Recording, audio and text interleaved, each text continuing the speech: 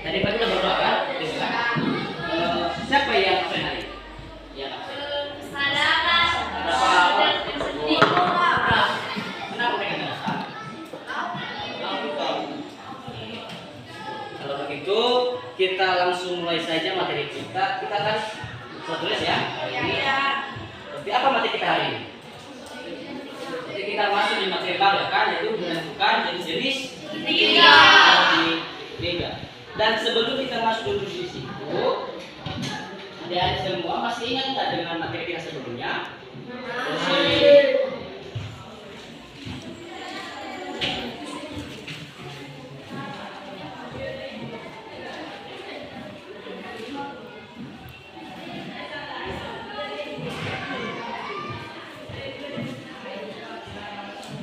Oke, adik-adik, materi kita untuk hari ini yaitu menentukan jenis tiga. Dan sebelum dulu kita masuk di sini, adik-adik, Bapak dulu menanyakan kepada adik semua, masih ingat dengan materi kita sebelumnya yaitu tentang rumus-rumus Pitagoras. Kalau seandainya yang diketahui di mana yang diketahui, bagaimana rumus? Apakah itu masih ingat? Masih. Kalau seandainya sisi mir yang ditanya atau C yang ditanya, apa rumusnya?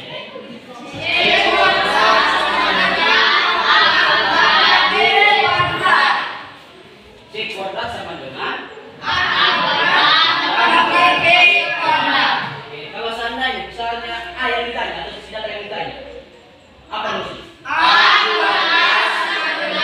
C kuadrat kurang B kuadrat.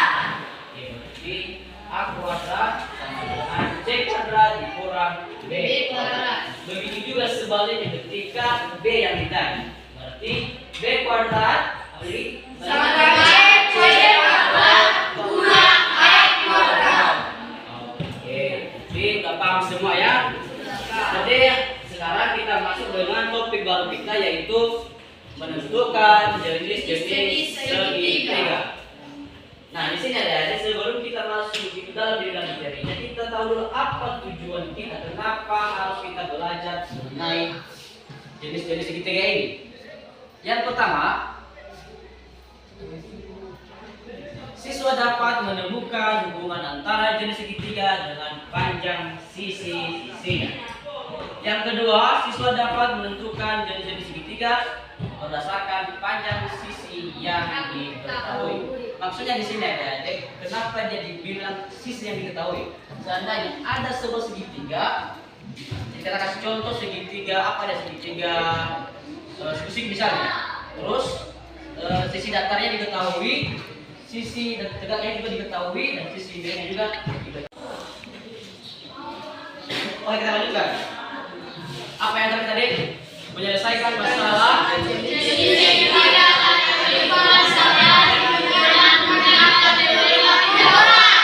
Oke, dan di sini di dalam kehidupan kita sehari-hari, misalnya ada seorang tukang atau bapak kita di rumah membuat sebuah apa, misalnya jendela.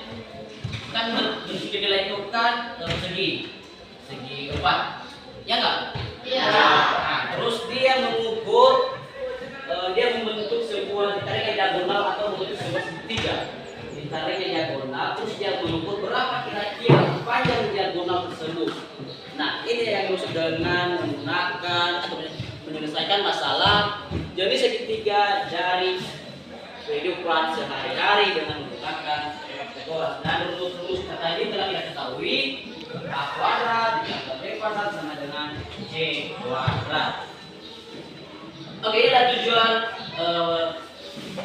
kuliah kita pada hari ini, dan kita akan membahasnya satu persatu.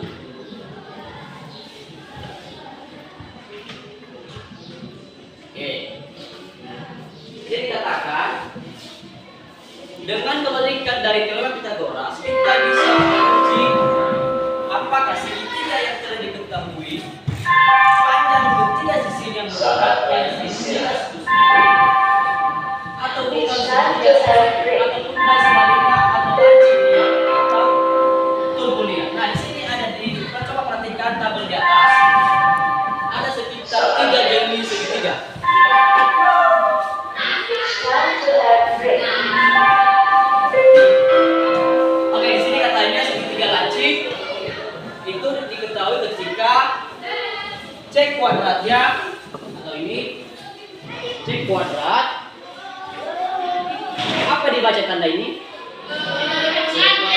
besar atau lebih kurang? Lebih besar atau lebih kecil? Lebih besar atau lebih kecil? Ini lebih kecil. Berarti C kuadrat lebih kecil dari A kuadrat tambah B kuadrat. Nah, kenapa dia dibilang sebagai C kuadrat lebih kecil dari A kuadrat ditambah B kuadrat? Dan itu merupakan dari segitiga lancip. Nah, di sini kalau sebesar sudut segitiga lancip di atas 90 derajat atau di bawah 90 derajat?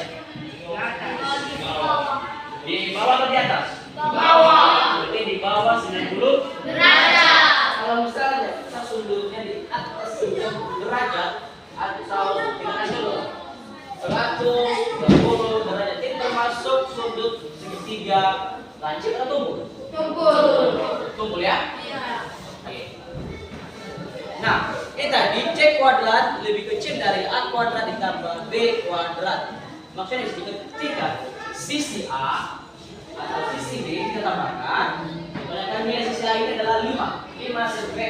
Terus nilai B ini juga 5 cm atau 4 cm. Terus kita tambahkan 5 ditambah 4 berapa? 9 cm. Sedangkan nilai C ini hanya 6 cm. Misalnya begini. C ini hanya 6 cm. A berapa kita ambil misalnya? 5 cm. Dan B misalnya 4 cm. Kita coba tambahkan.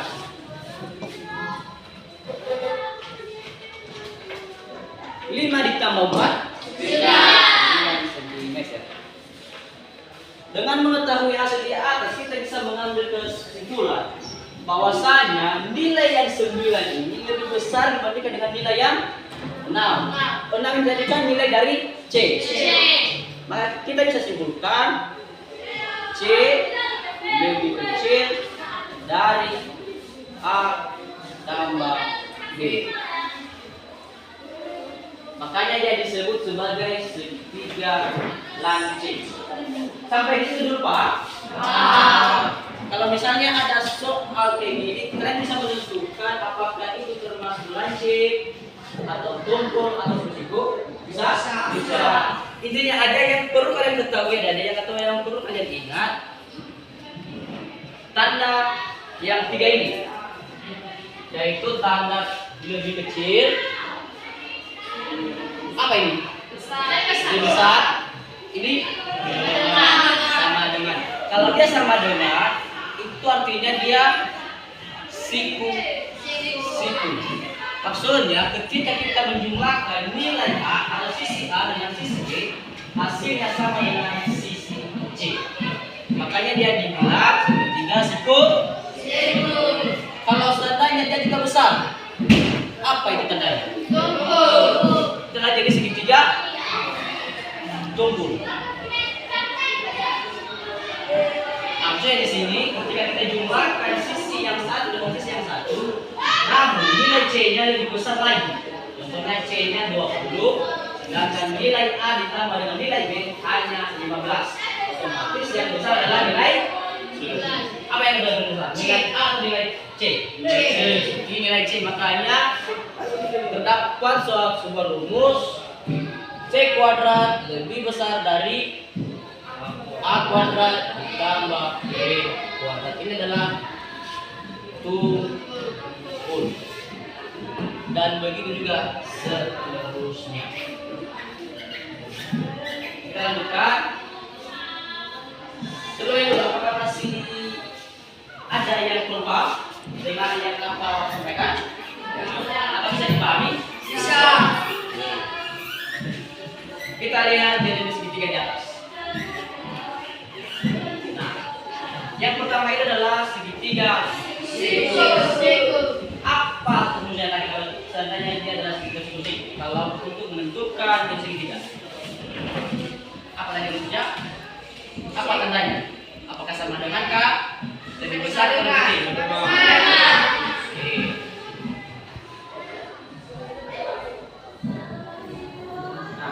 Oke. Ini disebut sebagai segitiga siku-siku apabila C ini sama dengan nilai A ditambahkan dengan nilai B, atau sisi datar ini ditambahkan dengan sisi tegak, hasilnya sama-sama besar dengan sisi miring.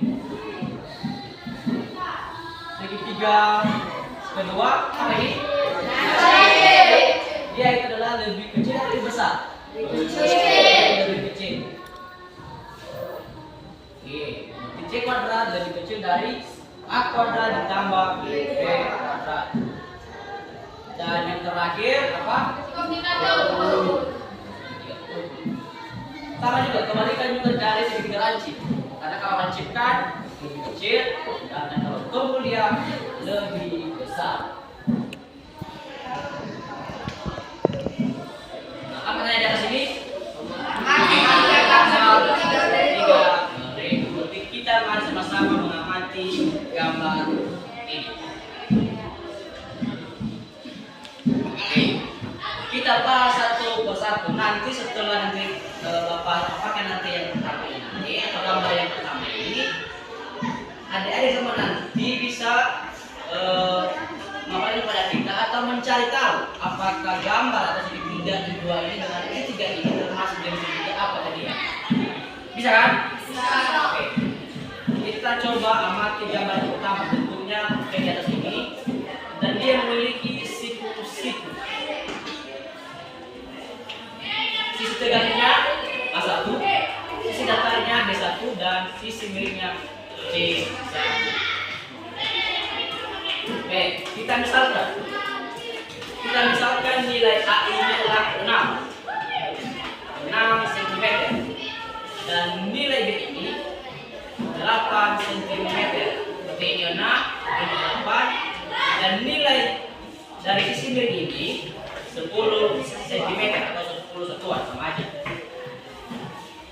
Nah, di mana C1 merupakan sisi miring pada segitiga. Kata lain dari sisi miring itu apa dari kamu ingat? Apa? Hipotenusa. Oke, hipotenusa. Jadi kalau seandainya ada nanti bahasa hipotenusa, penting kita udah paham kalau itu adalah sisi miring. Oke, kita akan masukkan nilai tadi dengan rumus yang telah kita tentukan. Nilai A 6 kuadrat, nilai B 8 kuadrat, nilai C 10 kuadrat. Sebelum melanjutkan, 6 kuadrat itu berapa? Berarti 6 kali 6 berarti berapa itu? 36. Oke.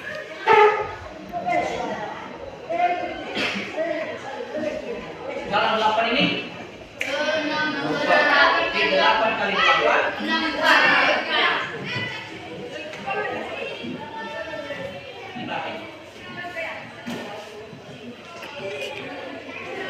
Oh iya, 6 kuadrat ditambah 8 kuadrat sama dengan 10 kuadrat. Berarti 6 kuadrat tadi berapa? 36 ya? Berarti kalau ada 8 kuadrat 6. Kalau 10 kuadrat 100. 10 kali 10. 100 ya. Jadi kalau kita tambahkan 36 ditambah 64 berapa? 100. Apakah sama hasilnya dengan SC? Sama. 100 sama dengan 100. Nah, ini tadi terbukti kalau seandainya siku itu menandakan nilai A ditambah nilai B sama dengan nilai C.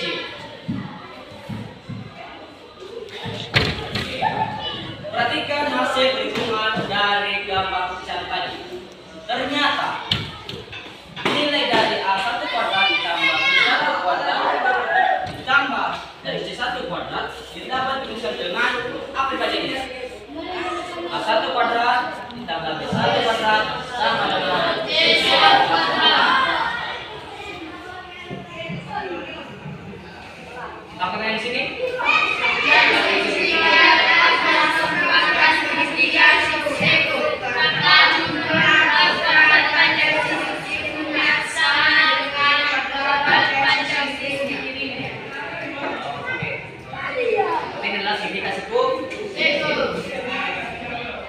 Nah, di sini ada Maka dilanjutkan amati gambar I2 dan gambar I3. Termasuk dari apakah ya? Bisa adik-adik mengerjakannya? Bisa. Apa kasih waktu kita 1-2 menit lah. Dengan cara yang sama tadi dengan gambar I3 di sana. Oke, cepat. Stop lah. Tidak. Sudah. Oke. Gambar segitiga I2 ini termasuk segitiga apa ya, Nek?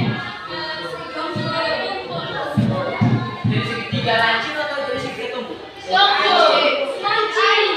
Hah? Kenapa dia lancip?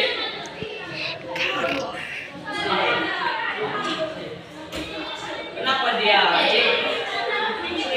Berarti karena sisi C-nya lebih kecil dengan nilai B. Oke, 9 pada berapa? 9 pada 9 berapa? 8 pada? Oke, 981 ditambah dengan 64 berapa? 100 kali 100. Oke, kita lihat dulu sisi C-nya. 12 kuadrat.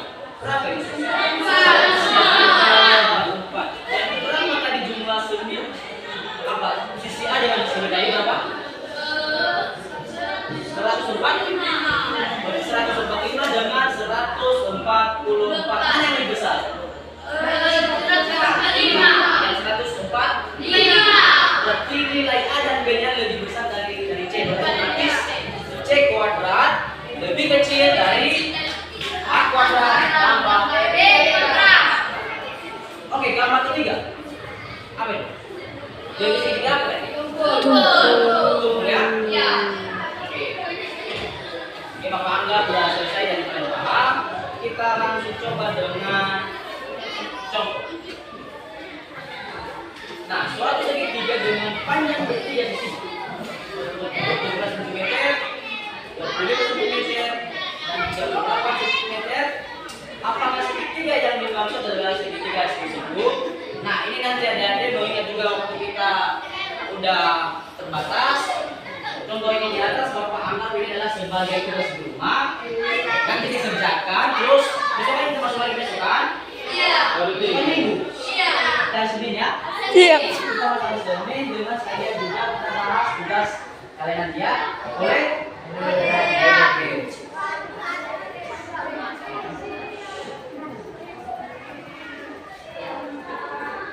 Oke, mungkin itu saja materi kita pada hari ini adik. Dan kita sebutkan sebuah segitiga ABC dengan panjang sisi-sisinya A, B, dan C.